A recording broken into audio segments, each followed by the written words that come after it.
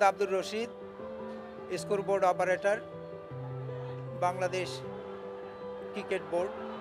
Toss হওয়ার পরে player list যখন আমাদেরকে দিবে, প্লেয়ার লিস্ট অনুযায়ী আমরা নামগুলো আগে আমাদের এইখানে সাজায় দিই। প্লেয়ার লিস্ট অনুযায়ী নামগুলো সাজাই, তারপরে কোনো চেঞ্জ হলে তখন আবার এটাকে আমরা চেঞ্জ করি রং দিয়ে। মানে এটা তো আমাদের রঙিন প্লেটই থাকে, যারা ব্যাটিং করবে তাদেরটা মনে করেন কালার দেওয়া হয়, আর যারা ব্যাটিং না করবে তাদেরটা আনকালার থাকে, হোয়াইট থাকে। এবং যখন বোলার যে বোলিং করবে তারটা কালার থাকে, আর যারটা বোলিং করবে না ওদেরটা হোয়াইট থাকে। আমাদের এখানে 15 জন কাজ করে, এবং এখানে ধরেন আমাদের 4টা ফ্লোর আছে।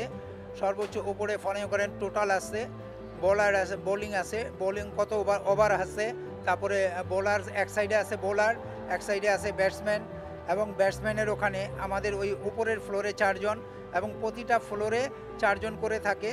তাতে দেখা যাচ্ছে 3টা ফ্লোরে 3 4 12 জন, তারপর এক্সট্রাতে আছে একজন 13 জন, এবং 2 জন ফলো আপে থাকে, সামনে একজন থাকে। আমাদের রানের সাথে মিলতেছে কিনা, ওভারের সাথে মিলতেছে কিনা, কোনো ওভার চেঞ্জিংয়ে ভুল হইলো কিনা, বোলারের নামে ভুল হইলো কিনা, এগুলো চেকিং করতে হয়। সারাক্ষণ আমাদেরকে প্রতিটা বলে ওয়াচ করতে হয় এবং সুপারভাইজ করতে হয়, যাতে সুন্দরভাবে খেলাটা পাবলিক কোনো ভুল দেখতে না পারে।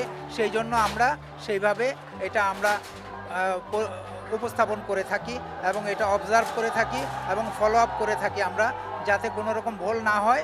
সেই জন্য সবাই সারাক্ষণ আমাদের প্রতিটা বলে লক্ষ্য রাখতে হয়।